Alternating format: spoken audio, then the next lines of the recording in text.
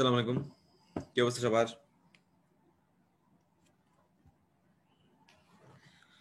অনেকদিন পর তোমাদের সাথে দেখা। ওয়ালাইকুম সালাম, ওয়ালাইকুম সালাম, ওয়ালাইকুম সালাম।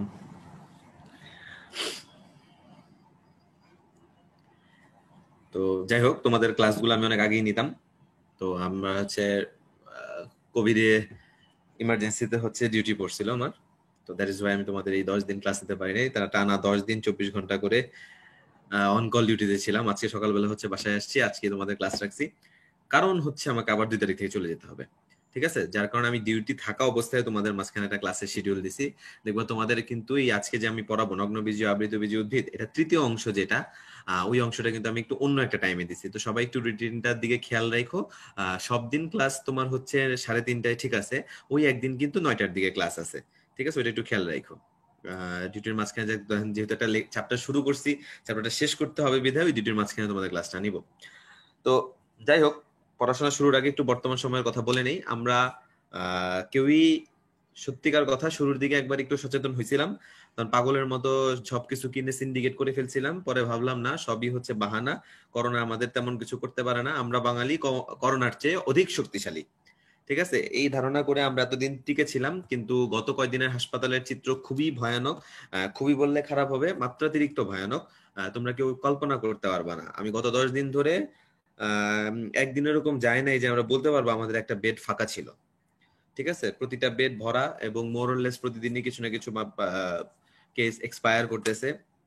এবং আগে যেমন হয়েছে যে তোমার শুধু এল্ডারলি মানে একটু বয়স্ক মানুষ আক্রান্ত হইতো, কিন্তু এই স্ট্রেনে হচ্ছে একটু ইয়াং জেনারেশনের মানুষজন বেশি আক্রান্ত হচ্ছে। যদিও ডেথ রেট মানে মৃত্যুর হারটা তোমার বয়স্কদেরই বেশি, কিন্তু আক্রান্তের হার কিন্তু বর্তমানে ইয়াং জেনারেশনের মধ্যে প্রচুর। তার মানে করোনার স্ট্রেন চেঞ্জ হয়েছে। আমাদের সবারই একটু সাবধান থাকা উচিত। খুব প্রয়োজন না হলে বাইরে যায়ও না। সত্যি কথা, আমরা বুঝতে মনে করো যার যাচ্ছে সে বুঝতেছে, যাকে হাসপাতালে দৌড়াদৌড়ি করতে হইতেছে, প্রতিদিন ফোনের পর ফোন আসতেছে এবং আমার বলতে হইতেছে না আমার কাছে আর কোনো সিট নেই, আমি আপনাকে কোনো সিটে সাহায্য করতে পারবো না। আমার নিজের কাছেও খারাপ লাগতেছে। ঠিক না, আমরা এরকম কত মানুষকে সিট দিতে পারতেছি না।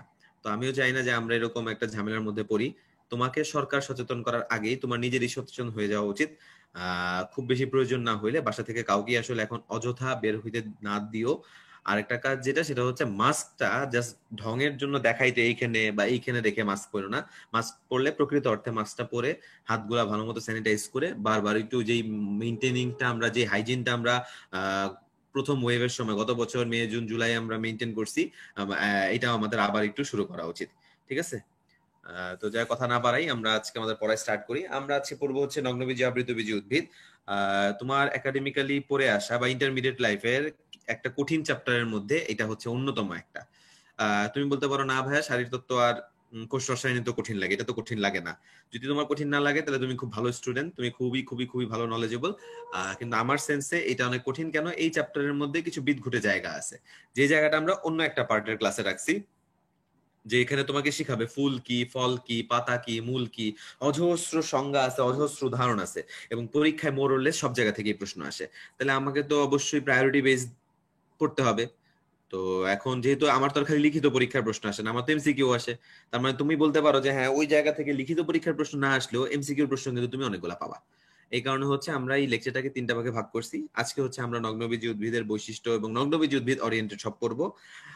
আরেকদিন আমরা পড়বো হচ্ছে তোমার গোত্রগুলা, এবং আরেকদিন পড়বো হচ্ছে আমরা ওই ডিকশনারির জিনিসগুলা। ঠিক আছে, মানে গোত্র দুইটা আছে, মালবেসি পোয়েসি একদিন পড়বো, আরেকদিন হচ্ছে আমরা এই ডিকশনারি ভিত্তিক কথাগুলো একদিন পড়বো। এভাবে হচ্ছে আমাদের এই 3টা ক্লাস রাখা আছে। এখন আমি যতটুকু মনে পড়ে তোমাদের ফেজ 2-তে কিছু কিছু স্টুডেন্টের নাম আমার কাছে পরিচিত, আমি তাদেরকে দেখছি। যেটা সেটা হচ্ছে তোমাদের আমি ব্রায়োফাইটা টেরিডোফাইটা ক্লাসটা নিয়েছিলাম। আবার অনেকেই আছো যারা ফেজ 3-তে জয়েন করছো, ফেজ 2-তে হয়তো তোমাদেরকে আমি কখনো দেখি নাই। মানে আই মিন, তোমরা হয়তো পরে লাইভ মানে রেকর্ডেড ক্লাস করছো, বাট লাইভে তোমাদেরকে আমি এরকম দেখি নাই, কারণ মানে নামটা আমার কাছে পরিচিত লাগতেছে না। তো যারাই আমার হচ্ছে ব্রায়োফাইটা টেরিডোফাইটা ক্লাস করছিলা, তাদের ক্ষেত্রে আজকে একটু ক্লাসগুলো বুঝতে তেমন কষ্ট হবে না। কিন্তু যারা তোমার মনে করো আজকে একটু নতুন, তাদেরকে একটু ঠান্ডা মাথায় রেখে তারপরে পড়াগুলো শুনতে হবে এবং বোঝার চেষ্টা করতে হবে। ঠিক আছে। আমি হচ্ছে যে কোনো জিনিস পড়ানোর ক্ষেত্রে সবসময় ফাঁকফোকর খুঁজি। কেন খুঁজি? কারণ আছে, আমি একটা ফাঁকিবাজ টাইপের স্টুডেন্ট ছিলাম। তো আমার কথা হচ্ছে আমি পড়বো, মোটামুটি যা দরকার তাই পড়বো, এবং যতখানি পড়বো ততখানি থেকে যেন আমি পরীক্ষা অ্যান্সার করে আসতে পারি। আমার কথা হচ্ছে আমার পড়ার কোনো লাইন যেন ওয়েস্ট না যায়। আমি সবসময় ওই চিন্তা করে পড়তাম। তাহলে পরে এখানে কি এমন আছে যে ভাই বেশি পড়লে ওয়েস্ট হয়ে যাবে? দেখো তুমি এখানে একটা জিনিস কম্পেয়ার করা আছে, সেটা হচ্ছে নগ্নবীজী ও আবৃতবীজী উদ্ভিদ। তার মানে কি মনে রাখবা, নগ্নবীজের সাথে কিন্তু ব্রায়োফাইটাকে আনবে না, বা আবৃতবীজের সাথে কিন্তু ভাইরাসকে আনবে না, কারণ যাকে যার সাথে আনবে তোমার বইয়ের চ্যাপ্টার তার সাথেই বানায় দিছে। তাহলে পরে কি এইটা করলে ইজি না যে তুমি নগ্নবীজী আবৃতবীজী উদ্ভিদের মধ্যে যে কোনো একটা খুব ভালো মতো তুমি পড়ো? ঠিক আমরা ব্রায়োফাইটা টেরিডোফাইটা যখন পড়াইছিলাম, আমি ওই ক্লাসে যদি তোমরা রেকর্ডেডটাও যদি করো দেখবো অনেক উপকৃত হবা। ওখানে ব্রায়োফাইটার বৈশিষ্ট্য ইন জেনারেল অনেক সময় নিয়ে অলমোস্ট 1 ঘন্টা ধরে খালি ব্রায়োফাইটার বৈশিষ্ট্য পড়াইছিলাম। কারণ একটাই ছিল যে আমি আমার যারা এই ক্লাসটা করছো তাদের আর জীবনে কোনোদিন ব্রায়োফাইটার বৈশিষ্ট্য নিয়ে আল্লাহর রহমতে টেনশন করা লাগবে না, টেরিডোফাইটার বৈশিষ্ট্য নিয়েও টেনশন করা লাগবে না। কেন? কারণ যা ব্রায়োফাইটায় আছে তা টেরিডোফাইটায় নাই, আবার যা ব্রায়োফাইটায় নেই তা টেরিডোফাইটায় আছে। ঠিক এই কাজটাই আমরা এখানে করব। আমরা নগ্নবীজী উদ্ভিদের বৈশিষ্ট্য শিখবো এবং আমরা মনে রাখবো তাহলে নগ্নবীজীতে যেই যেই বৈশিষ্ট্যগুলো পাবো তার ঠিক বিপরীত কথাগুলো কার জন্য প্রযোজ্য? আবৃতবীজীর জন্য। তার মানে আমাকে প্যারাল ডাবল ডাবল পড়ার লোড বাড়ানোর কোনো মানে হয় না। ওকে, তাহলে আসি আমরা পড়া শুরু করি।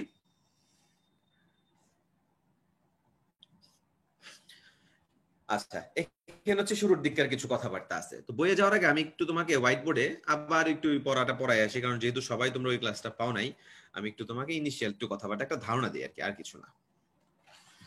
সেটা হচ্ছে বইয়ের একদম শুরুতে ওই দেখবা তোমাদের একটা জায়গা আছে যেখানে যে উপক্রমণিকা নামে একটা জায়গা আছে, সূচিপত্র যেখানে শেষ হয় ওইখানে, যেটা সিলেবাসের অন্তর্ভুক্ত না। তো ওইখানে দেওয়া আছে দুইজন বিজ্ঞানীর নাম। বিজ্ঞানী একজনের নাম হচ্ছে বেনথাম আর একজন হচ্ছে হুকার। এই দুইজন বিজ্ঞানী মিলে সমগ্র উদ্ভিদ জগৎকে ফুল ধারণ করার ক্ষমতার উপর ভিত্তি করে দুইটা ভাগে ভাগ করছে। একটা নাম দিছে উনি ক্রিপ্টোগ্যামিয়া, যেটা অপুষ্পক, আচ্ছা ফ্যানেরোগ্যামিয়া, যেটা হচ্ছে পুষ্পক বা সপুষ্পক। ক্রিপ্টোগ্যামিয়ার আবার 3টা পার্ট ছিল, একটা হচ্ছে থ্যালোফাইটা, একটা ব্রায়োফাইটা এবং আরেকটা হচ্ছে টেরিডোফাইটা। আর ফেনারোগ্যামিয়ার 2টা পার্ট, একটা হচ্ছে জিমনোস্পার্ম বা নগ্নবীজী উদ্ভিদ, আর একটা হচ্ছে অ্যাঞ্জিওস্পার্ম বা আবৃতবীজী উদ্ভিদ। এবং আমি পড়ানোর সময় তোমাদেরকে বলতাম যে আমি কিন্তু এরকম নিচ থেকে উপরের দিকে এরকম বাঁকা করে লিখছি, কারণ আছে। কারণটা হচ্ছে যত আমরা বাম থেকে এরকম ডান দিকে মানে সামনের দিকে যাব, তত উদ্ভিদ জগতের মধ্যে একটা ডেভেলপমেন্ট কাজ করে, মানে উন্নয়নের ধারা অব্যাহত থাকবে। তাহলে পরে আমার যদি এখন তোমাকে প্রশ্ন করে পুরো উদ্ভিদ জগতের মধ্যে সর্বোন্নত কে, অ্যান্সার হচ্ছে অ্যাঞ্জিওস্পার্ম বা আবৃতবীজী উদ্ভিদ। কথা শেষ। আর এইগুলা যেহেতু আমরা আগে পড়ে আসছি, এগুলা নিয়ে আমরা আপাতত কথা বলবো না। তাহলে আমার মাথায় রাখতে হবে আমরা আজকে পড়বো হচ্ছে নগ্নবীজী এবং আবৃতবীজী উদ্ভিদ, মানে এই জিমনোস্পার্ম বা অ্যাঞ্জিওস্পার্ম। এখন এই দুইটার মধ্যে জিমনোস্পার্ম অ্যাঞ্জিওস্পার্মের মধ্যে সবচেয়ে উন্নত কে? অ্যাঞ্জিওস্পার্ম, নিঃসন্দেহে। আবার পুরো উদ্ভিদ জগৎ যদি চিন্তা করো, পুরো উদ্ভিদ জগতের মধ্যে কিন্তু এরা দুইজনই মোটামুটি উন্নত। দেখো 1 2 3 তিনটা ধাপ পার হওয়ার পরে আসছে নগ্নবীজী উদ্ভিদ, তার চেয়ে উন্নত হচ্ছে আবৃতবীজী। তার মানে দেখা যাবে যে মোটামুটি জিমনোস্পার্মে এমন অনেক বৈশিষ্ট্য আসবে যেগুলো তুমি এই আগের 3টার মধ্যে তেমন পাও নাই, কিন্তু এখানে এসে পেয়ে গেছো। আর অ্যাঞ্জিওস্পার্মে আরো নতুন কিছু বৈশিষ্ট্য আসবে যেগুলো তুমি নগ্নবীজী উদ্ভিদে পাও নাই। কথা হচ্ছে এটা। তাহলে মাথায় রাখতে হবে নগ্নবীজী আবৃতবীজীর মধ্যে আবৃতবীজী বেশি উন্নত, নগ্নবীজীটা হচ্ছে ওইটার তুলনায় একটু কম উন্নত, আর কিছু না। এখন আসে আরেকটা জিনিস, আমার ইম্পর্টেন্ট কিছু কথা এখানে দরকার আছে তোমাদের সাথে, সেটা হচ্ছে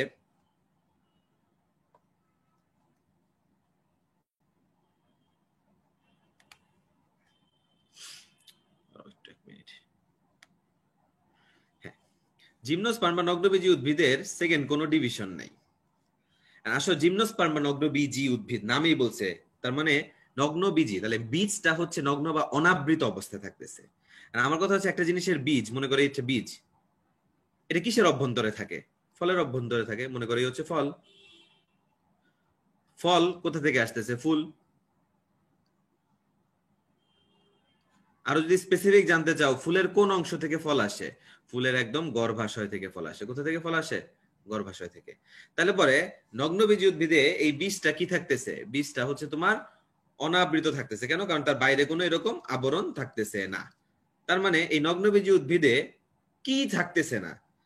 ইম্পর্টেন্ট যেটা, সেটা হচ্ছে নগ্নবীজী উদ্ভিদে কোনো গর্ভাশয় নাই। নগ্নবীজী উদ্ভিদে কোনো কি নাই? গর্ভাশয় নাই। এই কারণে কোনো কি হয় না? ফল হয় না। ফল হয় না বলে বীজগুলা কেমন থাকে? অনাবৃত বা নগ্ন অবস্থায় থাকে। তাহলে মনে রাখতে হবে নগ্নবীজী এবং আবৃতবীজী উদ্ভিদের একটা অন্যতম পার্থক্যের বিষয় হচ্ছে নগ্নবীজী উদ্ভিদে কোনো গর্ভাশয় নাই, যার কারণে কোনো কি তৈরি হয় না? ফল তৈরি হয় না, যার কারণে বীজগুলা অনাবৃত বা নগ্ন অবস্থায় থাকবে। এটা একটা বেসিক, এটা তোমাকে মনে রাখতে হবে। আর তাহলে যেটা অ্যাঞ্জিওস্পার্ম বা আবৃতবীজী উদ্ভিদ, তার মানে কি ওর গর্ভাশয় থাকবে, যেটা ফলে পরিণত হবে, যেটা বীজকে আবৃত করে রাখবে। কথা শেষ। আচ্ছা, এখন এই আবৃতবীজী এটাকে আবার দুইটা ভাগে ভাগ করছে, একটা হচ্ছে একবীজপত্রী বা লিলিওপসিডা বা পোয়েসি, আর হচ্ছে মালবেসি। ঠিক আছে, এগুলো আমরা নেক্সট দিন পড়বো, যে তোমার পোয়েসি মালবেসি কার কোন বৈশিষ্ট্য শিখা লাগবে কি না, এটা আমাদের নেক্সট ক্লাসের পর, আমাদের আজকের পড়া না। তো এটা হচ্ছে আমরা একটা আইডিয়া নিলাম যে কেন নগ্নবীজী উদ্ভিদ নাম হয়েছে আর কেন আবৃতবীজী নাম হয়েছে। পরের কথায় আসো, দুইজনের নামের মধ্যে দেখবা এই শব্দটা কমন আছে, বীজি। তার মানে দুইজনই কি সৃষ্টি করে? বীজ সৃষ্টি করে। যারা বীজ সৃষ্টি করে তাদেরকে বলে স্পারমাটোফাইটা।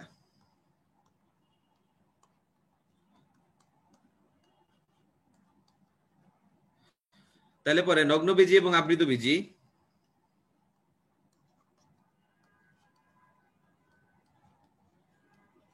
দুইজনই কি তৈরি করে? বীজ। এই কারণে দুইজনকে একত্রে আমরা কিসের অন্তর্ভুক্ত করতে পারি? স্পারমাটোফাইটার অন্তর্ভুক্ত বলতে পারি। ঠিক আছে, তোমাকে প্রশ্ন করতে পারে যে এদেরকে স্পারমাটোফাইটস কেন বলা হয়, তখন তুমি উত্তর দিবা এরা দুইজনই বীজ তৈরি করে, একটার বীজে আবৃত থাকে, একটার বীজ অনাবৃত থাকে, যাই হোক কিন্তু বীজ তো তৈরি করতেছে। এই কারণে দুইজনকে একত্রে আমরা কি বলি? স্পারমাটোফাইট। ঠিক আছে, এই হচ্ছে মোটামুটি ইনিশিয়াল একটা বেসিক কথা গেল। এবার আসলে এখানে তোমার মুখস্থের জিনিস আছে কিছু। কিরকম মুখস্থের জিনিস? এই যে প্রথমে লেখা আছে স্পারমাটোফাইটের জিনিসের কথাটা আমি তোমাকে পড়াইলাম মাত্র। এই যে এগুলো পরীক্ষায় দেয় যে ডেভোনিয়ান যুগে উৎপত্তি আর বিস্তৃতি কোন যুগে? মেসোজোয়িক যুগে। তাহলে মনে রাখবা, উৎপত্তি কোন যুগে? ডেভোনিয়ান। বিস্তৃতি কোন যুগে? মেসোজোয়িক। আর তারপরে মনে রাখবো জিমনোস্পার্ম শব্দের অর্থ হচ্ছে নেকেড সিড বা নগ্নবীজী। থিওফ্রাস্টাস এনকোয়ারি ইনটু প্ল্যান্টস গ্রন্থে সর্বপ্রথম জিমনোস্পার্ম শব্দটা ব্যবহার করেন। ঠিক আছে, এই দেখো, যেসব উদ্ভিদের ফুলে গর্ভাশয় থাকে না বলে ফল উৎপন্ন হয় না, বীজ নগ্ন অবস্থায় জন্মে, তাদেরকে আমরা কি বলি? নগ্নবীজী উদ্ভিদ বলি। আমি কিন্তু তোমাকে অলরেডি পড়াইছি। প্রজাতির সংখ্যা লেস ইম্পর্টেন্ট, পড়ে নিব। এখানে কিছু প্রজাতি বলছে, কোনটা বাংলাদেশে কোথায় জন্মায় কি না জন্মায় সবই আমি তোমাকে এক জায়গায় এক করে দেবো, তুমি টেনশন নিও না। এখানে আবার দেখো একটা কথা লিখছে, 30 কোটি বছর পূর্বে প্যালিওজোয়িক মহাযুগের ডেভোনিয়ান যুগে নগ্নবীজী উদ্ভিদের উৎপত্তি ঘটেছিল। ঠিক আছে, তাহলে উৎপত্তি কই? প্যালিওজোয়িক মহাযুগ। যুগের মহাযুগ বললে প্যালিওজোয়িক, আর শুধু যদি বলে কোন যুগ তাহলে বলবা ডেভোনিয়ান। মহাযুগ বললে প্যালিওজোয়িক, আর কোন যুগ বললে ডেভোনিয়ান। এর কি হয়েছে? উৎপত্তি। আর বিস্তৃতি বললে আমরা অ্যান্সার কি দিব? মেসোজোয়িক। বিস্তৃতি বললে আমরা অ্যান্সার কি দিব? মেসোজোয়িক। এগুলো কিন্তু এমসিকিউতে আসে। এবং বর্তমানে জীবন্ত নগ্নবীজী উদ্ভিদের প্রজাতি কয়টা বিভাগের অন্তর্ভুক্ত? 4টা। কয়টা? 4টা। কি কি দেখো? গিঙ্গোফাইটা, সাইকাডোফাইটা, নিটোফাইটা, কনিফেরোফাইটা। গিঙ্গোফাইটা, সাইকাডোফাইটা, নিটোফাইটা, কনিফেরোফাইটা। ঠিক আছে, আচ্ছা এখন তো মনে রাখতে হবে। এটা মনে রাখার জন্য লেখো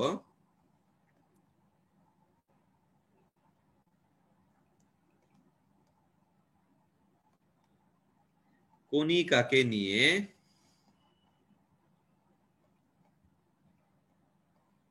সাইপ্রাসে গেল।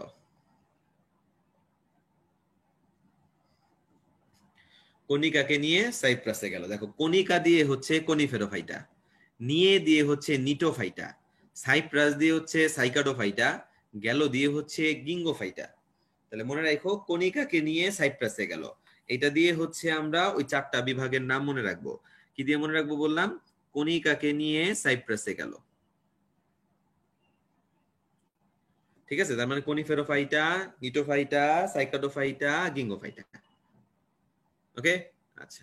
এখন দেখো এখানে লিখছে কিঙ্গো বিলোবা একটা জীবন্ত ফসিল। আমরা সবাই জানি ফসিলের বাংলায় জীবাশ্ম, কিন্তু পরীক্ষা যদি কোনদিন তোমাকে প্রশ্ন করে যে জীবন্ত ফসিল কোনটা, তাহলে পরে তোমাকে কি অ্যান্সার দিতে হবে? জীবন্ত ফসিল কোনটা বললে, জীবন্ত ফসিল বলে তুমি অ্যান্সার দিবে হচ্ছে কিঙ্গো বিলোবা, কারণ বইয়ের লাইন।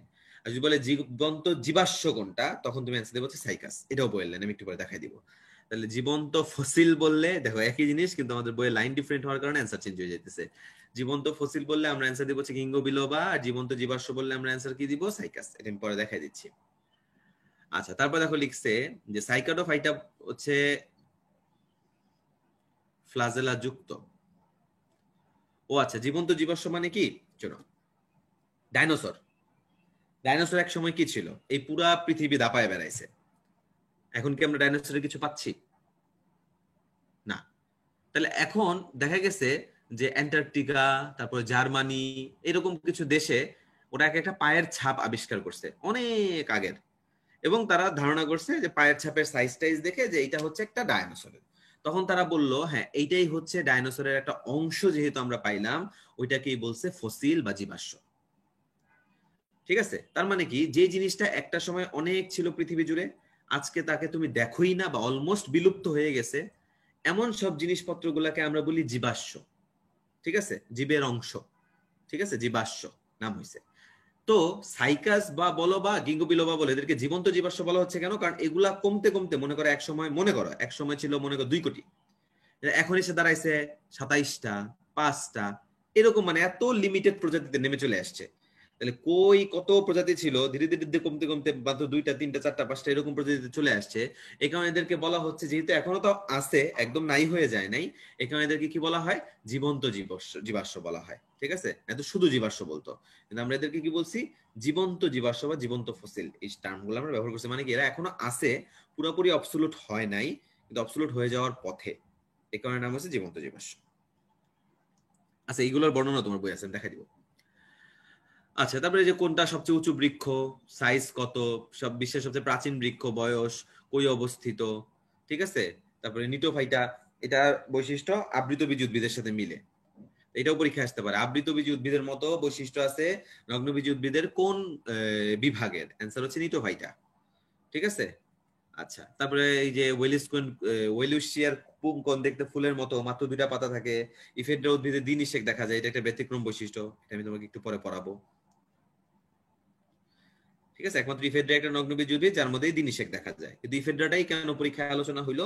কারণ ইফেড্রা খুব ইম্পর্টেন্ট একটা জিনিস, সেখান থেকে আমরা একটা ঔষধ পাই যার নাম হচ্ছে ইফেড্রিন। কি কাজে ব্যবহার করা হয়? শ্বাসকষ্ট। কি কাজে ব্যবহার করা হয়? শ্বাসকষ্টের চিকিৎসায়। তারপরে তোমার এখানে টার্ম লিখছে দেখো, লিফ স্কার। তুমি বলতে পারো স্যার ভাইয়া লিফ স্কার কি? তুমি দেখবা তোমার হাত পায়ে কোথাও যদি কেটে যায়, ওই জায়গায় একটা দাগ রয়ে যায়। লাইক স্কিনে কোথাও কাটলে তুমি দেখো তোমার চামড়া নর্মাল কন্টিনিউয়েশন যেমন, ওই কাটা জায়গাটা যখন শুকায় যায় তখন আর ওইখানে ওইরকম একদম সেম টু সেম স্কিন আগের মতো হয় না, হয় একটু মাংস একটু উঁচা হয়ে আছে, কিছু একটা সাদা দাগ পড়ে গেছে। এই দাগ পড়ে গেল, তোমার আঘাতের একটা চিহ্ন রয়ে গেল, এটাকে আমরা বলি স্কার। তো নগ্নবীজী উদ্ভিদে দেখা যায় যে পাতাগুলা যেখান থেকে পড়ে যায় শীতকালে, তো পরে তো নতুন করে আবার পাতা জন্মায়, কিন্তু অবাক করার ব্যাপার হচ্ছে যে জায়গা থেকে একবার পাতা খসে গেছে ওই জায়গায় দ্বিতীয়বার আর নগ্নবীজী উদ্ভিদে পাতা জন্মায় না। তার মানে ওইখানে একটা দাগ রয়ে গেল না, ওই দাগটাকেই বলে লিফ স্কার, পাতার একটা স্কার, মানে পাতার একটা দাগ রয়ে গেল। এটা নগ্নবীজী উদ্ভিদের একটা ভিন্ন ধর্মী বৈশিষ্ট্য। ওকে, তাহলে এই হচ্ছে তোমার শুরুর দিককার কিছু কথাবার্তা গেল, যা সবই আমার এই স্লাইডে গোছানো আছে। এখন যে স্লাইডটা দিব, এই স্লাইডটা এই দেখো।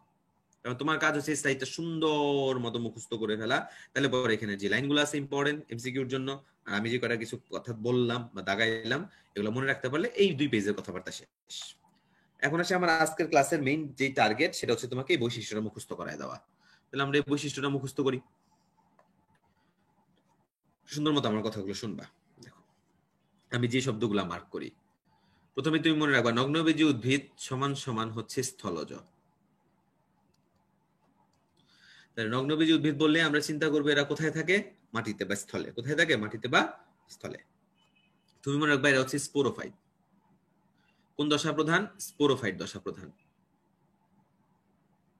স্পোরোফাইট কেন বলি আমরা? যে সমস্ত উদ্ভিদ স্পোর তৈরি করে, মানে রেণু তৈরির মাধ্যমে জীবন চালায়, ওইগুলাকে আমরা বলি হচ্ছে স্পোরোফাইট।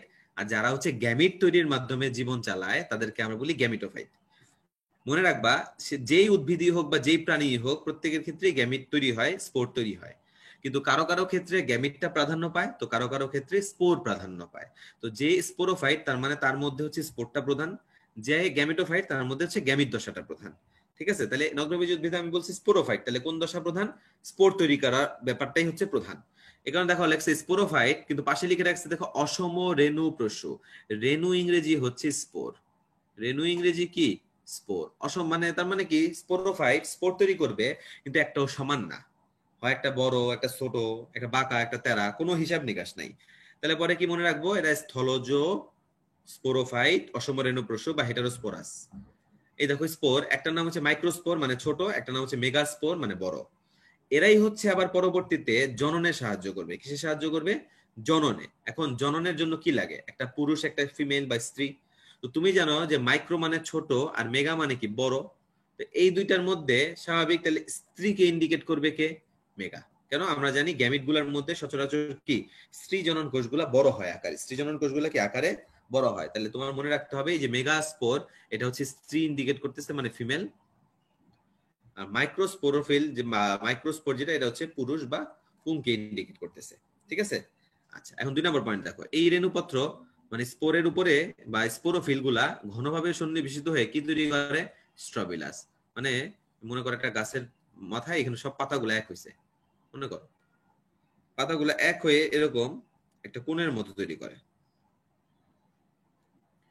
এই কোণটাকে আমরা বলি হচ্ছে স্ট্রবিলাস বা কোণ। এটাকে কি বলা হয়? স্ট্রবিলাস বা কোণ। তোমার মনে রাখতে হবে যেটা, সেটা হচ্ছে স্ট্রবিলাস বা কোণ যাই বলুক না কেন সেটা হচ্ছে পুং।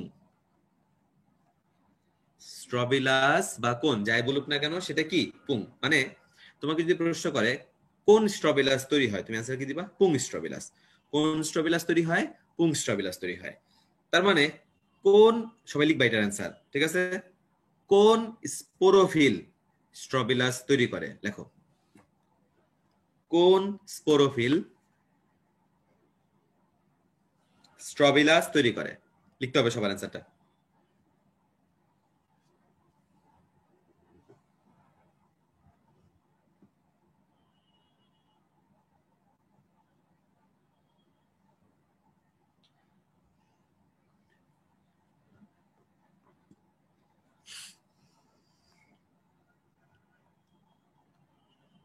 লিখো লিখো লিখো,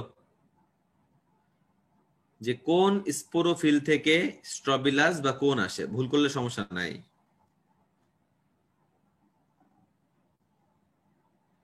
ভেরি গুড। মেল। মেল মানে কি? এই যেটা হচ্ছে পুং বলছি না, তার মানে স্পোরোফিল তো বলছি, তুমি মেল বলবা না, তোমরা বলবা কি মাইক্রো। তো মাইক্রো মানেই তো মেল। ঠিক আছে? তাহলে যদি আমি তোমাকে প্রশ্ন করে যে কোন স্পোরোফিল থেকে স্ট্রবিলাস তৈরি হয়, আমরা অ্যান্সার দিব হচ্ছে মাইক্রোস্পোর বা মাইক্রোস্পোরোফিল থেকে। ক্লিয়ার? কিন্তু তোমাকে সত্য মিথ্যা একটা লাইন দিল। সত্য মিথ্যা লাইন দিয়ে বলল মেগাস্পোরোফিল থেকে স্ত্রী স্ট্রবিলাস তৈরি হয়। আবার বলছি আমি লাইনটা, মেগাস্পোরোফিল থেকে স্ত্রী স্ট্রবিলাস তৈরি হয়। সত্য না মিথ্যা?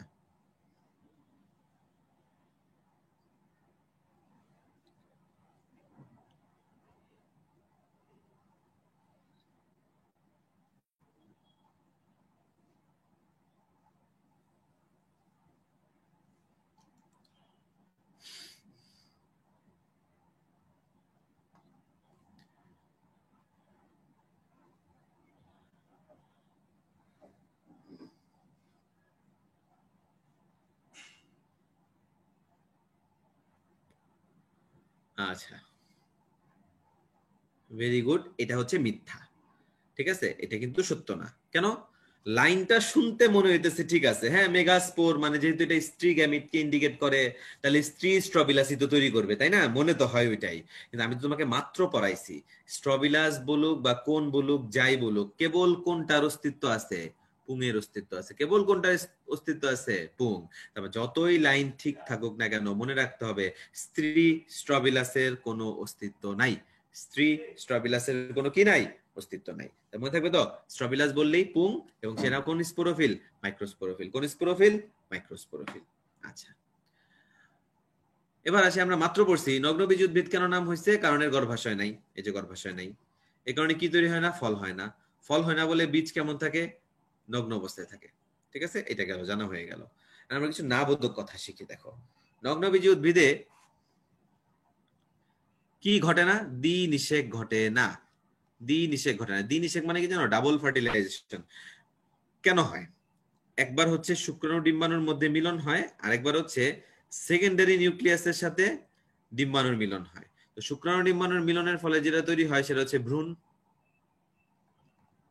আর সেকেন্ডারি নিউক্লিয়াসের সাথে ডিম্বাণুর যেটা মিলন হয় এটাকে বলা হচ্ছে শস্য বা শ্বাস, যাই বলো না কেন। তো এই জিনিসগুলা আবৃত বীজের বৈশিষ্ট্য। এগুলা কার বৈশিষ্ট্য? আবৃত।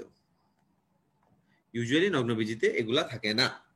একটাই ব্যতিক্রম আছে, সেটা হচ্ছে ইফেড্রা, যেটা আমি তোমাকে একটু আগে পড়াইছি। যে ইফেড্রাতে কি হয়? দ্বিনিষেক ঘটে। ইফেড্রাতে কি হয়? দ্বিনিষেক ঘটে। তাহলে মনে রাখবা, ইফেড্রা একটা নগ্নবীজি উদ্ভিদ হওয়া সত্ত্বেও এর মধ্যে কি ঘটতেছে? দ্বিনিষেক ঘটতেছে, যেটা সচরাচর কি নগ্নবীজি উদ্ভিদের বৈশিষ্ট্য না। এবং ইফেড্রা থেকে কোন ওষুধ পাওয়া যায়? ইফেড্রিন। ইফেড্রিন থেকে কোন ওষুধ পাওয়া যায়? ইফেড্রিন। কেন দরকার? শ্বাসকষ্ট।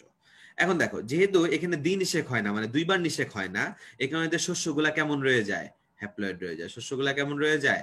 হ্যাপ্লয়েড। কিন্তু তুমি আবৃতবীজী উদ্ভিদেরটার দিকে তাকাও, আবৃতবীজী উদ্ভিদের শস্য এটা, তাহলে আবৃতবীজী উদ্ভিদের শস্য কেমন হবে? 2n + n = 3n। তার মানে আবৃতবীজী উদ্ভিদের শস্যটা হচ্ছে ট্রিপ্লয়েড। আবৃতবীজী উদ্ভিদের শস্যটা কেমন? ট্রিপ্লয়েড। তাহলে মনে রাখবা, নগ্নবীজী উদ্ভিদের শস্য হচ্ছে হ্যাপ্লয়েড, কিন্তু আবৃতবীজী উদ্ভিদেরটা কেমন? ট্রিপ্লয়েড। ওকে, আচ্ছা। তারপরে আসো, এখানে উপস্থিত এমন কেউ নাই যার সবচেয়ে পছন্দের ফুল সাইকাস। তবে এমন অনেকেই আছি আমরা যারা জীবনে কোনোদিন সাইকাস দেখেই নাই। এটাই স্বাভাবিক। সাইকাস এমন আহামরি কোনো জিনিস না যেটা না দেখলে তুমি বাঁচবা না। মানুষ তো সাইকাস কোনোদিন পছন্দ করেই নাই, গরু ছাগল এটা কোনোদিন পছন্দ করে নাই। যার কারণে এর পরাগরেণু ক্যারি করার জন্য না কোনো প্রাণী, না কোনো পতঙ্গ, না কেউ দায়ী। এমন একটা জিনিস দায়ী যার উপর আমাদের কোনো নিয়ন্ত্রণ নাই, সেটাকে বাতাস। দেখো, এটা হচ্ছে বায়ু পরাগী। এটা কেমন? বায়ু পরাগী। তারপর জীবন চক্রে অসম আকৃতির জনক্রম বিদ্যমান কেন? এটা আমরা ব্রায়োফাইটা টেরিডোফাইটা পড়ছি, যে কোনো উদ্ভিদকে তার জীবন কাটাইতে হইলে দুইটা দশা পার করতে হবে। একটা হচ্ছে স্পোরোফাইটিক, আর এটা হচ্ছে গ্যামেটোফাইটিক। কিন্তু দুইটা দশাই কখনো সমান প্রাধান্য বিস্তার করবে না, যে কোনো একজনকে আপার হ্যান্ড নিতে হবে। তো যখনই হয় স্পোরোফাইটিক আপার হ্যান্ড নেক বা গ্যামেটোফাইটিক আপার হ্যান্ড নেক, যাই নেক না কেন, একজন তো ক্ষমতায় বসবে। আর স্বাভাবিক কথা, যার ক্ষমতা থাকবে সে সবসময় কি বেশি জায়গা নিয়ে থাকবে। ক্ষমতা থাকা মানে সে কি বেশি জায়গা নিয়ে থাকা। তো মনে করো একটা জিনিস হচ্ছে এরকম 10 ভাগ করা যায়। তো এখন এদের মধ্যে যে কোনো একজন একটু বেশি ভাগ, কারণ ক্ষমতায় প্রধান, তাহলে সে বেশি ভাগ পাবে, আর একজন ক্ষমতায় একটু দুর্বল, কম ভাগ পাবে। তার মানে কি, কখনোই তুমি কি করতে পারবা না 5/5 ভাগ করতে পারবা না। হয় মিনিমাম তোমাকে কি 6/4 ভাগ করতে হবে, এর চেয়ে বেশি করতে পারো অনওয়ার্ডস ইচ্ছা। তার মানে একটা জিনিস খেয়াল করে দেখো, যেহেতু একটা দশা প্রধান একটা অপ্রধান, তাহলে মানে কি তুমি কখনোই দুইটা দশাকে সমান রাখতে পারবা না। তাহলে কি সমান আকৃতির ক্রম থাকবে? না, অসমান আকৃতি থাকবে। এই কারণে বলে এদের জীবন চক্রের জনুক্রমটা কেমন? অসম আকৃতির। জীবন চক্রের জনুক্রম কেমন? অসম আকৃতির। এখন একটা ব্যতিক্রম ধর্মী পয়েন্ট শিখবা, সেটা হচ্ছে সাধারণত আর্কিগোনিয়া সৃষ্টি করে। কি সৃষ্টি করে? আর্কিগোনিয়া। এটা আবৃতবীজী উদ্ভিদের জন্য করে না। এটাই হচ্ছে একটা ব্যতিক্রম, যে নগ্নবীজী উদ্ভিদে একমাত্র হ্যাবোদক কথা। নগ্নবীজী উদ্ভিদে একমাত্র হ্যাবোদক কথা কি, সে কি তৈরি করে? আর্কিগোনিয়া সৃষ্টি করে। কিন্তু যেটা কে পারে না? আবৃতবীজী উদ্ভিদ পারে না। আর লিপস কার্ড তো আমি তোমাকে পড়াই দিছি। এখন আমার আর 3টা বৈশিষ্ট্য বাকি আছে, আমি এগুলো একটু মুছে ফেলতে যাচ্ছি, খেয়াল রাখবা। দেখো ছবিটা দেখি আমি।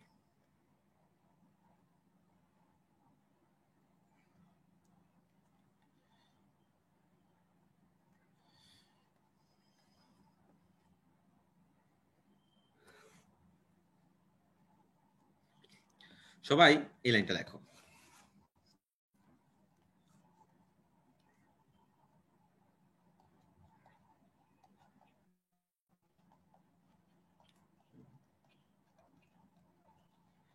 সাধারণত পরাগরেণু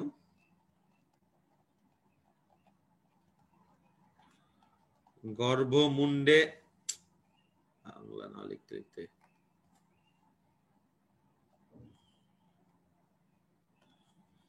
সাধারণত পরাগরেণু গর্ভমুণ্ডে পতিত হয়। এই লাইনটা লিখে রাখো। সাধারণত পরাগরেণু গর্ভমুণ্ডে পতিত হয়। সবার জন্য প্রযোজ্য না, এটা হচ্ছে স্ট্যান্ডার্ড। তুমি এটা মনে রাখবা যে সাধারণত পরাগরেণুকে কোথায় পড়তে হবে? গর্ভমুণ্ডে পড়তে হবে। ঠিক আছে, এবার এই ছবিটার দিকে খেয়াল করো। এটা হচ্ছে একটা স্ত্রী গ্যামেটোফাইট, যার 3টা অংশ। এই জায়গাটা হচ্ছে গর্ভমুণ্ড, মাঝখানের জায়গাটা হচ্ছে গর্ভদণ্ড, আর এই জায়গাটা হচ্ছে গর্ভাশয়। এবং এই বরাবর নিচে একটা ছিদ্রপথ আছে যার নাম হচ্ছে ডিম্বকরন্ধ্র। ছিদ্রপথের নাম কি? ডিম্বকরন্ধ্র। তো আমরা কি বলছি, নরমালি পরাগরেণুকে কই পড়তে হবে? গর্ভমুণ্ডে। পরাগরেণুটা মনে করে এখানে এসে গর্ভমুণ্ডে পড়ার কথা। মাত্র আমরা পড়ছি নগ্নবীজী উদ্ভিদে কি নাই? গর্ভাশয় নাই। তাহলে যার গর্ভাশয় নাই তার গর্ভদণ্ড গর্ভমুণ্ড থাকবে না। তাহলে নগ্নবীজী উদ্ভিদে পরাগরেণুটা সরাসরি কোথায় চলে যাবে? ডিম্বক রন্ধ্রে চলে যাবে। ঠিক আছে, এটা এখানে লেখা আছে দেখো, 3 এবং 4। মেগাস্পোরোফিলে কোনো গর্ভাশয় তৈরি হয় না, অর্থাৎ গর্ভাশয়, গর্ভদণ্ড, গর্ভমুণ্ড নাই। যার কারণে পরাগায়নকালে পরাগরেণু সরাসরি কোথায় পতিত হয়? ডিম্বক রন্ধ্রে পতিত হয়। তাহলে মনে রাখবে, এটা কেবল নগ্নবীজীর জন্য প্রযোজ্য, আর কারোর জন্য না। যে নগ্নবীজী উদ্ভিদে ডিম্বক সরাসরি কোথায় পতিত হচ্ছে? ডিম্বক রন্ধ্রে। কিন্তু নরমালি, সরি, পরাগরেণু কোথায় পতিত হচ্ছে? ডিম্বক রন্ধ্রে। নরমালি পরাগরেণুকে কই পড়তে হবে? গর্ভমুণ্ডে। নরমালি পরাগরেণুকে কই পড়তে হবে? গর্ভমুণ্ডে পড়তে হবে। ঠিক আছে, এটা একটু খেয়াল রাখো, এটা একটা ইম্পর্টেন্ট বৈশিষ্ট্য। আচ্ছা, এই গেল হচ্ছে আমাদের এতটুকু শেষ। তাহলে লাস্ট আরেকটা বাকি আছে, সেটা হচ্ছে পরিবহন টিস্যু। তো মনে রাখবা পরিবহন টিস্যু হচ্ছে জাইলেম আর ফ্লোয়েম। জাইলেমের দুইটা প্রধান উপাদান হচ্ছে ট্রাকিড আর ভেসেল, ফ্লোয়েমের দুইটা প্রধান উপাদান হচ্ছে সিগনল আর সঙ্গী কোষ। তো দেখা গেছে নগ্নবীজ উদ্ভিদের মধ্যে এদের একটা থাকে একটা থাকে না। তা আমার মনে রাখতে হবে কোনটা থাকে কোনটা থাকে না। তাহলে এই 8 নম্বর, সরি 9 নম্বর পয়েন্টটা মনে রাখার জন্য আমরা লিখবো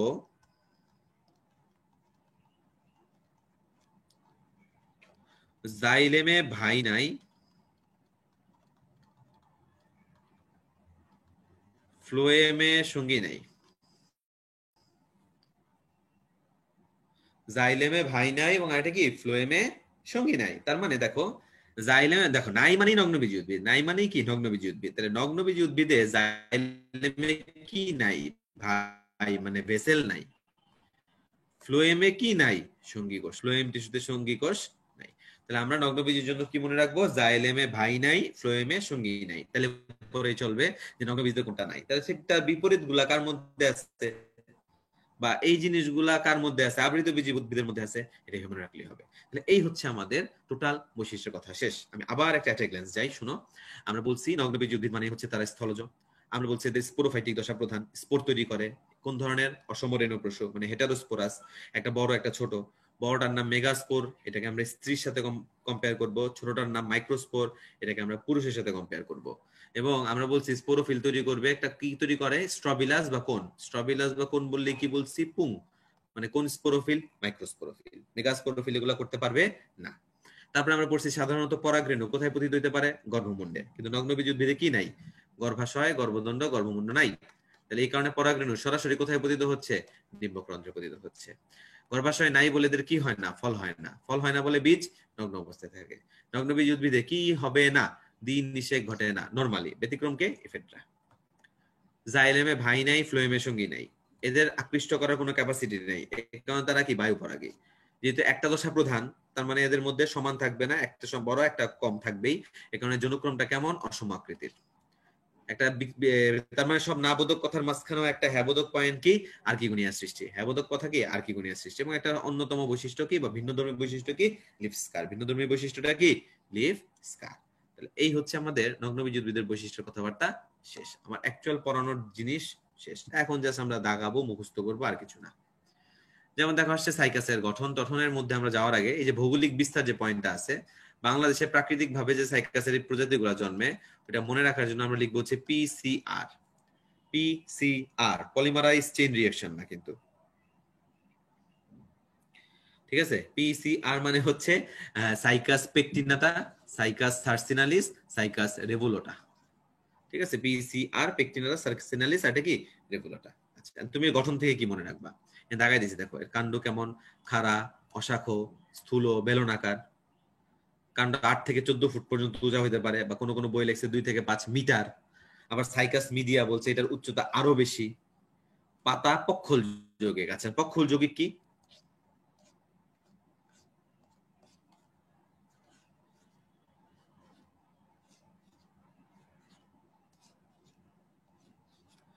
এগুলো হচ্ছে পক্ষল যৌগিক। এদের মধ্যে ভাগ আছে, অচুর পক্ষল, সচুর পক্ষল। এগুলো আমরা নেক্সট একটা ক্লাসে পড়বো, যেদিন আমরা ডিকশনারি শিখবো। আপাতত খালি মনে রাখবা, দুই পাশ থেকে যদি প্যারালালি পাতা বের হয়, এগুলোকে পক্ষল যৌগিক পাতা বলি আমরা। ঠিক আছে, তাহলে তোমার নগ্নবীজ উদ্ভিদ হচ্ছে পাতা কেমন, পক্ষল যৌগিক। এখন এটার একটা সুন্দর মিল আছে, সেটা কি, আমরা টেরিস যখন পড়ছিলাম আমরা বলছিলাম টেরিস প্রখর সূর্যালোকে থাকতে ভালোবাসে, বিধায়ের আরেক নাম ছিল সানফার্ন। তেমনি নগ্নবীজ উদ্ভিদটা দেখতে একটা তাল গাছ বা পাম গাছের মতো, এই কারণে আরেক নাম হচ্ছে পাম ফার্ন। আরেক নাম কি, পাম ফার্ন। এখন ফার্নের কিছু কমন বৈশিষ্ট্য ছিল। ফার্নের পাতার নাম ছিল ফ্রন্ট, কচি পাতার নাম ছিল ক্রোজিয়ার, কচি পাতার কুণ্ডলিত অবস্থার নাম ছিল সার্সিনেট ভার্নেশন, প্রতিটা পত্রখণ্ডকে আমরা বলছিলাম পিনা, প্রত্যেকটা গোড়ায় গোড়ায় কি থাকতেছে, বাদামি শল্কপত্র, নাম হচ্ছে র্যামেন্টাম। এই কথাগুলো সব এটার জন্য প্রযোজ্য। ঠিক আছে, আচ্ছা আমি পাতা নিয়ে একটু ডিটেলসে পরে যাচ্ছি। মূল তুমি এত লাইন থাকুক না কেন, তুমি সুন্দর মতো মনে রাখবে কোরালয়েড মূল বিদ্যমান। কি বিদ্যমান, কোরালয়েড মূল। তবে এর মধ্যে দুইটা সায়ানোব্যাকটেরিয়া থাকে, দুইটা সায়ানোব্যাকটেরিয়া থাকে, একটা নাম নস্টক, একটা নাম অ্যানাবেনা। নস্টক, অ্যানাবেনা, দেখো জিনিস দুইটা কি, সায়ানোব্যাকটেরিয়া। এই জিনিস দুটো কি, সায়ানোব্যাকটেরিয়া। কিন্তু এরা যে স্তরে থাকে, স্তরের নাম হচ্ছে শৈবাল স্তর। খেয়াল রাখো, নস্টক, অ্যানাবেনা নামক সায়ানোব্যাকটেরিয়া থাকে নগ্নবীজ উদ্ভিদের মূলে। কিন্তু এদের ওই যেই মূলের যেখানে থাকে, এই জায়গাটার নাম হচ্ছে শৈবাল স্তর। জায়গাটার নাম কি, শৈবাল স্তর।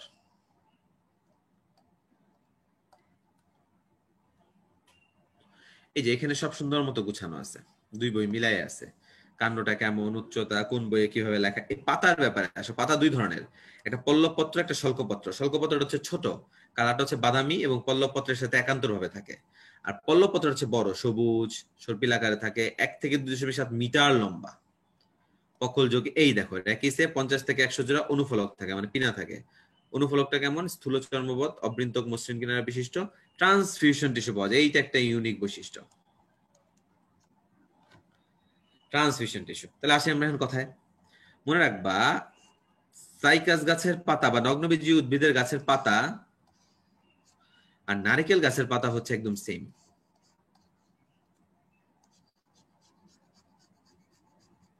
খেয়াল করে দেখবা নারকেল গাছের পাতার একদম মাঝখান দিয়ে একটা মধ্যশিরা যায়, একদম শক্ত মধ্যশিরা যায়, যেটা দিয়ে কি বানানো হয়? শলার ঝাড়ু বানানো হয়। কোন শাখা শিরা আছে? নাই। তাহলে মনে রাখবা এই সাইকাসের পাতায় কোনো শাখা শিরা নাই, কেবল কি বিদ্যমান? মধ্যশিরা। তো পাশাপাশি দুইটা পাতা, মনে করো এখানে একটা পাতা, এখানে একটা পাতা, এই পাতাগুলা নিজেদের মধ্যে যে যোগাযোগ রক্ষা করতেছে, যেই টিস্যু হেল্প করতেছে, ওই টিস্যুটার নামই হচ্ছে ট্রান্সফিউশন টিস্যু। তাহলে ট্রান্সফিউশন টিস্যু বললে তুমি মনে রাখবা কি? পাতার যোগাযোগ রক্ষা।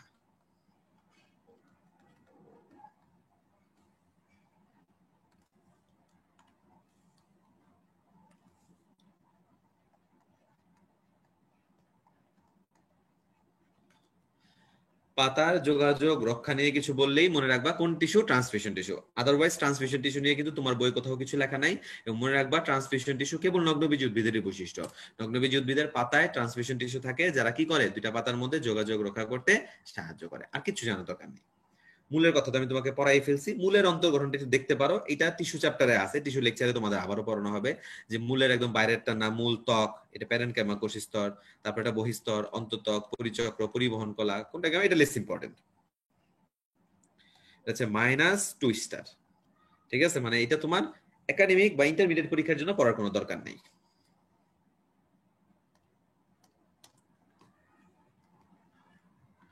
এই দেখো সাইকাসের শনাক্তকারী বৈশিষ্ট্য সব আমরা পড়ে ফেলছি। স্পোরোফাইট, মূলকাণ্ড পাতাতে ভাগ করতেই পারবা। পাম জাতীয়, বীজ উৎপন্ন হয় কিন্তু ফল উৎপন্ন হয় না, বীজ নগ্ন, পক্ষল যৌগিক। এই দেখো কচি পাতার ভার্নেশন সার্সিনেট, মানে কুণ্ডলিত। পাতায় কি বিদ্যমান? Transfusion tissue. কোরালয়েড মূল, স্ট্রবিলাস তৈরি করে, কিন্তু স্ত্রী রেণুপত্র স্ট্রবিলাস গ্রহণ করে না, এটাও পড়াইছি। হেটারোস্পোরাস, মেগা মাইক্রোস্পোর তৈরি হয়, বাতাসের দ্বারা পরাগায়ন ঘটে, বায়ুপরাগী। এটা মনে রাখবা। সাইকাসের শুনানো সর্ববৃহৎ লাঠিমের মতো বহু ফ্লাজেলা বিশিষ্ট, কথাটা মনে রাখতে হবে, বহু ফ্লাজেলা বিশিষ্ট। ঠিক আছে, কেন? কারণ ওই যে ফার্ন বলছে, এটা ফার্ন, টেরিস, এই টেরিসের সাথে যে বৈশিষ্ট্যগুলো মিলে, ওই সাদৃশ্যগুলোও আমরা এখন দেখব যে কেন এর নাম পাম ফার্নই হইলো। ঠিক আছে, পাম তোমার নাম কেন হইলো না? এই দেখো কি সুন্দর সাদৃশ্য। এই টেরিসে আর সাইকাস দেখো দুইজনই স্পোরোফাইট, দুইজনকেই মূলকাণ্ড পাতায় ভাগ করা গেছে, দুজনের পাতায় পক্ষল যৌগিক, দুজনের কচি পাতা কুণ্ডলিত অবস্থা থাকে, দুজনের শুক্রাণুই বহু ফ্লাজেলা বিশিষ্ট, দুজনের যৌনক্রম কেমন? অসম আকৃতি। খেয়াল করে দেখছো প্রতিটা পয়েন্টে মিল আছে। দ্যাট ইজ ওয়াই সাইকাসকে কি বলা হয়? ফার্ন। এবং সাইকাসটা তাল গাছের ন্যায় দেখতে, নাম হয়ে গেছে কি? পাম ফার্ন, আর কিছু না।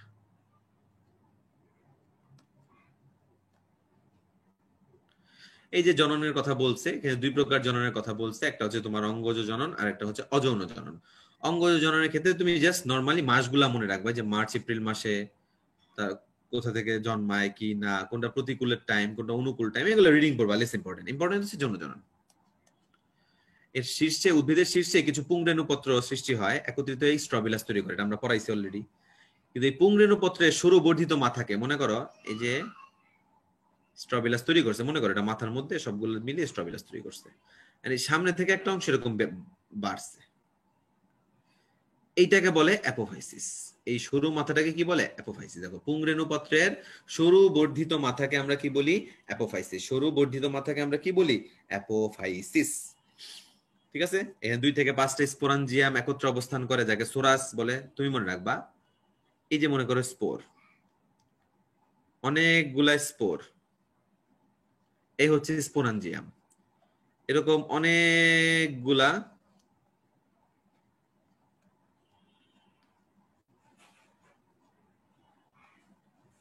স্পোরাঞ্জিয়াম, এই পুরাটা মিলে হচ্ছে সোরাস। তাহলে স্পোর হচ্ছে একদম ক্ষুদ্রতম একক, অনেকগুলো স্পোর মিলে স্পোরাঞ্জিয়াম, অনেকগুলো স্পোরাঞ্জিয়াম মিলে হচ্ছে একটা সোরাস। এটাই লিখছে। দেখো 2 থেকে 5টা স্পোরাঞ্জিয়া একত্রিত হয়, যাকে কি বলে আমরা সোরাস বলি। ওকে, আচ্ছা। আর কি মাত্র তো পড়ছো যে আর্কিগোনিয়া সৃষ্টি করে, আর এটা হচ্ছে আর্কিগোনিয়া সৃষ্টি করা হচ্ছে সাইকাসের একটা আদি বৈশিষ্ট্য। ঠিক আছে, কারণ বর্তমানে উন্নত কোনো উদ্ভিদে তো তুমি দেখবা না আর্কিগোনিয়া সৃষ্টি হইতে। তাহলে উন্নত উদ্ভিদের সাথে নগ্নবীজি বা একটু অনুন্নত উদ্ভিদের একটা অন্যতম পার্থক্য সেটা হচ্ছে তোমার কি আর্কিগোনিয়া, যেটা বর্তমান কালের সকল উদ্ভিদে পাবো কিন্তু আগের দিনের কোন উদ্ভিদে তেমন পাওয়া যাইতো না। এখানে বলছে আর্কিগোনিয়া সৃষ্টি সাইকাসের একটা আদি বৈশিষ্ট্য, এবং মাত্র বলছো যে এটা হচ্ছে তোমার বহু ফ্লাজেলা বিশিষ্ট। বহু ফ্লাজেলা, ফ্লাজেলা থাকা মানে কি লেজ, লেজ মানে সাঁতার, সাঁতার মানে চলে, তাহলে চলন ক্ষমতা আছে। তোমাকে যেটা মনে রাখতে হবে সেটা হচ্ছে প্রকৃতিতে প্রাপ্ত উদ্ভিদ জগতের মধ্যে সর্ববৃহৎ জনন কোষ কার, সাইকাসের। সেটা শুক্রাণু বলো ডিম্বাণু বলো, দুইটাই উদ্ভিদের মধ্যে সবচেয়ে বড়। ঠিক আছে, শুক্রাণুও সবচেয়ে বড়, ডিম্বাণুটাও সবচেয়ে বড়। এর বেশি এখান থেকে কিছু লাগবে না। চলে আসো, দেখো এর অর্থনৈতিক গুরুত্ব। সুন্দর মতো আমি অর্থনৈতিক গুরুত্বগুলো কিন্তু সামারি করে দিছি, বই এভাবে রিডিং লিখে গেছে গদ বাঁধা, আমি খেয়ে দিয়ে দিছি। খাদ্য হিসেবে সার্সিনালিসের কি খাই আমরা, স্ফীতকন্দ ও বীজ হইতে অ্যারারুট বার্লি তৈরি করে। রেভুলোটার বীজ খাদ্য হিসেবে ব্যবহার হয়। পেকটিনাটার কচি পাতা সবজি হিসেবে খাওয়া হয়। ওষুধ হিসেবে এগুলো পরীক্ষার জন্য ইম্পর্টেন্ট। সার্সিনালিসের কচি পাতা কেন দিই আমরা, পাকস্থলীর পীড়া, চর্মরোগের ওষুধ। রেভুলোটা দিয়ে আমরা বলবর্ধক মানে অ্যামফেটামিন, ইয়াবার কাজ করে। মদ শিল্পে সাইকাসের মজ্জা থেকে মদ তৈরি করা যায়। সর্বমনি এটা খুবই ইউনিক যে এই যে স্ত্রী গ্যামিটটা বা আর্কিগোনিয়ামটা দেখতে অনেকটা ফনাতলা সাপের মতো। ঠিক আছে, এই কারণে বাজারে মানুষজন এটাকে সর্পরোগের ঔষধ, বা অনেকে বলে এটা সর্বরোগের ঔষধ, মানে খাও তাহলে কোনো অসুখই থাকবে না, যেমন এখানে লেখা আছে দেখো। এটা দেখতে অনেকটা ফনাতলা সাপের মতো, এই কারণে এটাকে সর্পমণি বা কখনো কখনো কে সর্বরোগের ঔষধ, সর্পরোগের ঔষধ দুই ক্ষেত্রেই দেয়। তা আসলে এর কোনো ভ্যালুয়েশনই নেই, পুরো ধোকা দেয় আর কি মানুষজনকে। বাঙালি না, বাঙালিতে এই জিনিস খুব ভালো পারে। আচ্ছা, এখন যেটা দিব এটা হচ্ছে তোমার আজমল স্যার, আজিবুর স্যার, আলিম স্যার, 3 স্যারের বই মিলায় এই তথ্যটা অতিরিক্ত আছে যে কোন কোন নগ্নবীজি কাঠ হিসেবে ব্যবহার করা হয়, যেমন আসবাবপত্র, রেল লাইনের স্টিল পার, এগুলো তৈরিতে আমরা ব্যবহার করি কি পাইনাস, সিড্রাস, এবিস। ঠিক আছে, জ্বালানি হিসেবে কনিফার উদ্ভিদের কাঠ, ইনসুলারিস থেকে তেল, নিটাম উলা থেকে প্রাপ্ত তেল প্রদীপ জ্বালাইতে। খাদ্য হিসেবে দেখো জিয়ার্ডিয়ানা, এডুলিস, নিটাম, নিমন, ল্যাটিফোলিয়া, এগুলো রিডিং পড়বা, মনে থাকবে না, কিন্তু তোমাকে কোনটা মনে রাখতেই হবে, এই যে ঔষধ হিসেবে পয়েন্টটা মনে রাখতেই হবে।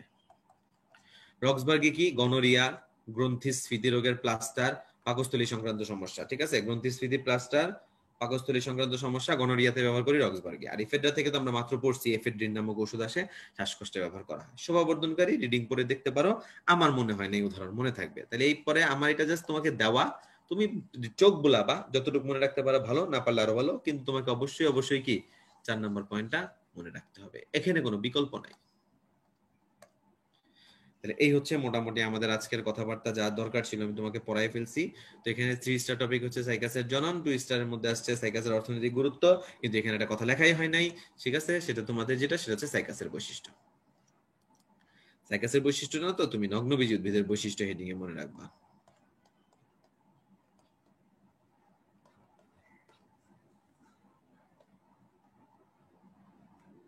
আচ্ছা, জননটা আরেকটু পড়ালে ভালোই তো, তোমার বলি।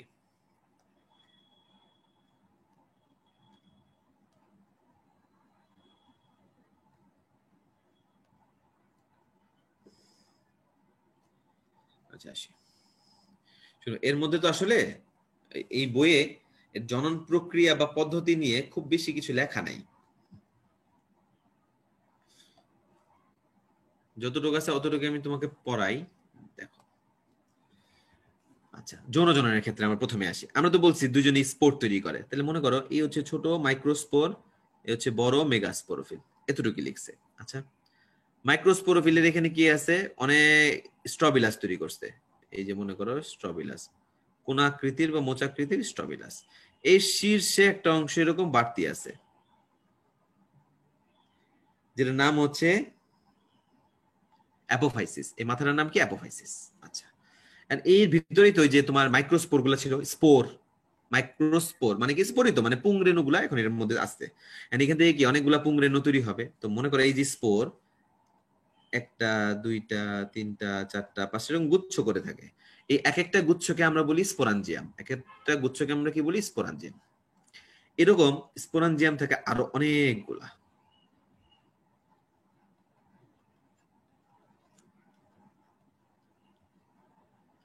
এই যে স্পোরাঞ্জিয়াম, এই স্পোরাঞ্জিয়াম গুলাকে একসাথে মিলায় বলা হয় হচ্ছে সোরাস।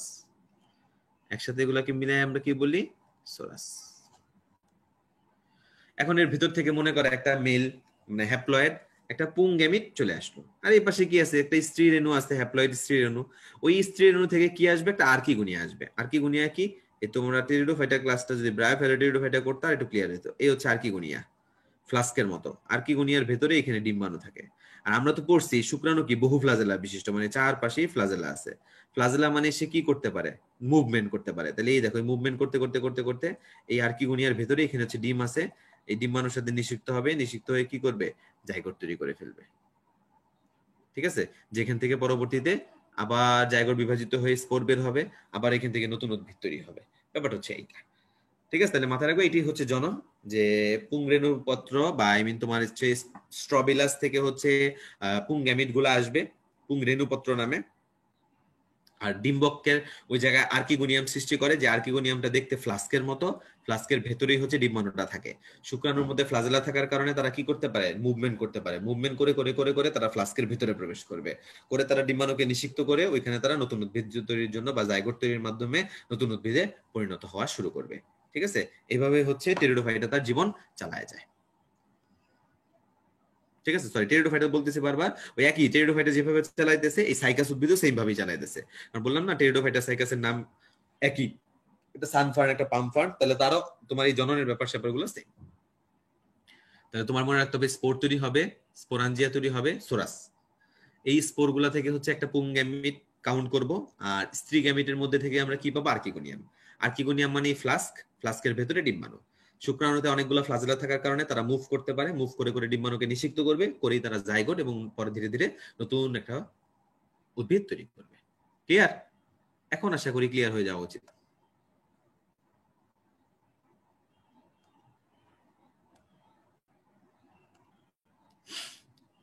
লেখো লেখো, ক্লিয়ার কিনা?